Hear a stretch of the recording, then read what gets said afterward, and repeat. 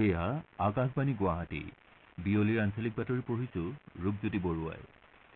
ৰাষ্ট্ৰপতি শ্ৰীমতী দ্ৰৌপদী মুৰ্মুৱে কাৰ্যকৰী প্ৰধানমন্ত্ৰী নৰেন্দ্ৰ মোদীক কেন্দ্ৰত এখন নতুন চৰকাৰ গঠনৰ বাবে আমন্ত্ৰণ জনাইছে। ৰাষ্ট্ৰপতি ভৱনত কাইলৈ সন্ধিয়া 7:15 প্ৰধানমন্ত্ৰী তথা নতুন চৰকাৰৰ শপত গ্ৰহণ অনুষ্ঠানৰ আয়োজন কৰা হৈছে। NDA মিত্ৰজোঁটৰ পৰা প্ৰধানমন্ত্ৰী পদৰ বাবে মনোনীত হোৱাৰ পাছত নৰেন্দ্ৰ মোদীয়ে কালি সন্ধিয়া ৰাষ্ট্ৰপতি শ্ৰীমতী দ্ৰৌপদী মুৰ্মুক সাক্ষাৎ কৰে আৰু চৰকাৰ গঠনৰ দাবী উত্থাপন কৰে। ইয়াৰ পূৰ্বে বিজেপিৰ ৰাষ্ট্ৰীয় সভাপতি JP নাড্ডাৰ নেতৃত্বত NDAৰ এটা প্ৰতিনিধি দলেও ৰাষ্ট্ৰপতিক সাক্ষাৎ কৰে আৰু নৰেন্দ্ৰ মোদীক বিজেপি সংসদীয় দলৰ নেতা হিচাপে বাছনি কৰা বুলি উল্লেখ কৰি এখন পত্ৰ প্ৰদান কৰে। NDAৰ অংশীদাৰ দলসমূহৰ সমৰ্থনৰ পত্ৰও ৰাষ্ট্ৰপতিৰ ওচৰত অৰ্পণ কৰা হয়। ৰাষ্ট্ৰপতিক সাক্ষাতৰ পাছত ৰাষ্ট্ৰপতি ভৱনৰ বাহিৰত শ্ৰীমোদীয়ে কয় যে NDAই এখন শক্তিশালী সুস্থিৰ আৰু বিকাশমুখী চৰকাৰ গঠন কৰিব। শ্ৰীমোদীয়ে লগতে ৰাষ্ট্ৰপতিয়ে তেওঁক কাৰ্যবাহী প্ৰধানমন্ত্ৰী হিচাপে মনোনীত কৰিছে বুলি অৱগত কৰে। ইতিমধ্যে ৰাষ্ট্ৰপতি ভৱনৰ তৰফৰ পৰা ৰাষ্ট্ৰপতি শ্ৰীমতী দ্ৰৌপদী মুৰ্মুৱে সংবিধানৰ ৭৫(১) অনুচ্ছেদৰ অধীনত ক্ষমতা প্ৰয়োগ কৰি শ্ৰীমোদীক ভাৰতৰ প্ৰধানমন্ত্ৰী পদত নিযুক্তি দিছে বুলি সামাজিক মাধ্যমযোগে অৱগত কৰিছে। উল্লেখযোগ্য প্ৰধানমন্ত্ৰী আৰু মন্ত্ৰী পৰিষদৰ শপত গ্ৰহণ অনুষ্ঠানত অংশ লোৱাৰ বাবে শ্ৰীলংকাৰ ৰাষ্ট্ৰপতি ৰনিল উইক্ৰমসিংঘে, মালদ্বীপৰ ৰাষ্ট্ৰপতি ড মহম্মদ মুইজ্জু, চিচিলিছৰ উপ ৰাষ্ট্ৰপতি আহমেদ আফিফ, মৰিছাছৰ প্ৰধানমন্ত্ৰী পৰবিন্দ কুমাৰ যুগনাথ, নেপালৰ প্ৰধানমন্ত্ৰী পুষ্প কুমাৰ দাহাল আৰু ভূটানৰ প্ৰধানমন্ত্ৰী ছেৰিং টাবগেই ৰাষ্ট্ৰপতি ভৱনৰ আমন্ত্ৰণ গ্ৰহণ কৰিছে। বাংলাদেশৰ প্ৰধানমন্ত্ৰী শ্বেইখ হাছিনা ইতিমধ্যে নতুন দিল্লীত উপস্থিত হৈছে।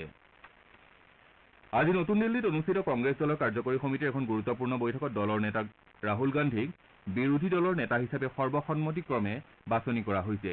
শ্ৰীগান্ধীৰ নেতৃত্বত সংসদত এটা শক্তিশালী আৰু সক্ৰিয় বিৰোধী গঠন হ'ব বুলি কংগ্ৰেছৰ কাৰ্যকৰী সমিতিয়ে আশা প্ৰকাশ কৰে।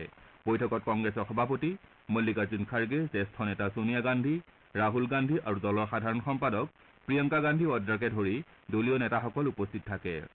উল্লেখযোগ্য যে শেহতীয়া লোকসভা নিৰ্বাচনত দলৰ প্ৰদৰ্শনক লৈ আলোচনা কৰাৰ বাবে এই বৈঠক আহ্বান কৰা হৈছিল। বৈঠকত দলটোৰ জ্যেষ্ঠ নেতা জয়ৰাম ৰমেশে বিগত লোকসভা নিৰ্বাচনত কংগ্ৰেছকে ধৰি বিৰোধী মিত্ৰজোঁটৰ প্ৰদৰ্শন যথেষ্ট আশাব্যঞ্জক বুলি মন্তব্য কৰে। উত্তৰ পূৰ্বাঞ্চলত বিশেষকৈ হিংসাজৰ্জৰ মণিপুৰ লগতে নাগালেণ্ড আৰু অসমতো দলটোৰ চমকপ্ৰদ প্ৰদৰ্শনৰ বিষয়ে কংগ্ৰেছৰ সভাপতি মল্লিকাৰ্জুন খাৰ্গেই বৈঠকৰ আৰম্ভণিতে উল্লেখ কৰে। বৰপেটা জিলাৰ হাউলীৰ ৰাষ্ট্ৰীয় ঘাইপথত দীৰ্ঘদিনৰ পৰা সক্ৰিয় হৈ থকা তেল চোৰৰ চক্ৰ এটাৰ এজন সদস্যক আৰক্ষীয়ে গ্ৰেপ্তাৰ কৰিবলৈ সমৰ্থ হ'ল। টেংকাৰৰ পৰা তেল চুৰি কৰি থকা অৱস্থাতে হাতেলোতে ধৰা পৰা লোকজনৰ লগতে আৰক্ষীয়ে টেংকাৰখনৰ চালক আৰু সহকাৰীজনকো গ্ৰেপ্তাৰ কৰে। অৱশ্যে ঘটনাস্থলীৰ পৰা অন্য এজন অভিযুক্ত পলায়ন কৰিবলৈ সমৰ্থ হয়। আৰক্ষীয়ে ধৃত চোৰজনৰ বাসগৃহৰ পৰা বুজন পৰিমাণৰ চোৰাং তেলৰ লগতে এখন চাৰিচকীয়া বাহনো জব্দ কৰে। বিশিষ্ট নাট্যকাৰ প্ৰয়াত শুক্ৰাচাৰ্য ৰাভাৰ ৬ষ্ঠ মৃত্যুবাৰ্ষিকী উপলক্ষে আজি গোৱালপাৰা জিলাত থকা বাডুংদুপ্পা কলাকেন্দ্ৰত শ্ৰদ্ধাঞ্জলি অনুষ্ঠানৰ আয়োজন কৰা হয়। এই উপলক্ষে নাট্যকাৰগৰাকীৰ প্ৰতিচ্ছবিত বন্তি প্ৰজ্বলন আৰু মাল্যাৰ্পণ কৰা হয়। তাৰ পাছতে বাডুংদুপ্পাৰ বাকৰিত ৰাভাসকলৰ ফাৰকান্তি নৃত্য পৰিৱেশন কৰাৰ লগতে নাট্যকাৰগৰাকীৰ স্মৃতিত শ্ৰদ্ধা জনাবলৈ সংকীৰ্তন কৰা হয়। বিয়লি স্থানীয় শিল্পীসকলৰ দ্বাৰা দদান ৰাজা নামেৰে এখন নাট পৰিৱেশন কৰা হয়। ৰেলৱে আৰক্ষীয়ে আজি গুৱাহাটী ৰেলৱে ষ্টেচনত অভিযান চলাই বুজন পৰিমাণৰ ভাং জব্দ কৰিবলৈ সমৰ্থ হয়। নিউ তিনচুকীয়া বেংগালুৰু এক্সপ্ৰেছত চলোৱা তালাচীত ৰেলৱে আৰক্ষীয়ে প্ৰায় ৪৪ কিলোগ্ৰাম ভাং জব্দ কৰে। ঘটনা সন্দৰ্ভত আৰক্ষীয়ে কেৰালাৰ দুজন ব্যক্তিক গ্ৰেপ্তাৰ কৰিছে। আৰক্ষীৰ সূত্ৰ অনুযায়ী লোক দুজনে নিচাযুক্ত দ্ৰব্যখিনি গুৱাহাটীৰ পৰা বেংগালুৰুলৈ নিয়াৰ প্ৰচেষ্টা চলাইছিল। ইফালে কাৰ্বি আংলং জিলাতো জিলা আৰক্ষীয়ে অভিযান চলাই লাহৰীজানত এখন বাহনৰ পৰা ৮৪৫ গ্ৰামৰো অধিক হিৰ'ইন জব্দ কৰাৰ লগতে দুজন লোকক গ্ৰেপ্তাৰ কৰিছে। গোপন সূত্ৰৰ পম খেদি চলোৱা অভিযানত আৰক্ষীয়ে বাহনখনৰ গোপন চেম্বাৰত লুকুৱাই অনা হিৰ'ইনখিনি জব্দ কৰিবলৈ সমৰ্থ হয়। জব্দকৃত হিৰ'ইনখিনি মণিপুৰৰ পৰা গুৱাহাটীলৈ আনিবলৈ প্ৰচেষ্টা চলোৱা হৈছিল। আন্তঃৰাষ্ট্ৰীয় বজাৰত ইয়াৰ মূল্য প্ৰায় ২ কোটি টকা বুলি আৰক্ষীৰ সূত্ৰই প্ৰকাশ কৰিছে। আন্তঃৰাষ্ট্ৰীয় যোগ দিৱস উপলক্ষে তথ্য আৰু সম্প্ৰচাৰ মন্ত্ৰালয়ে যোগ সাধনাৰ ইতিবাচক দিশ সন্দৰ্ভত ৰাইজৰ মাজত সজাগতা বৃদ্ধিৰ বাবে কেতবোৰ বিশেষ কাৰ্যসূচীৰ প্ৰস্তুতি চলাইছে।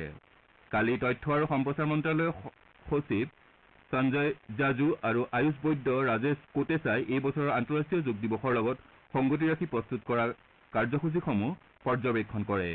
আমাৰ এতিয়াৰ বাতৰি ইমানতে অন্ত পৰিল।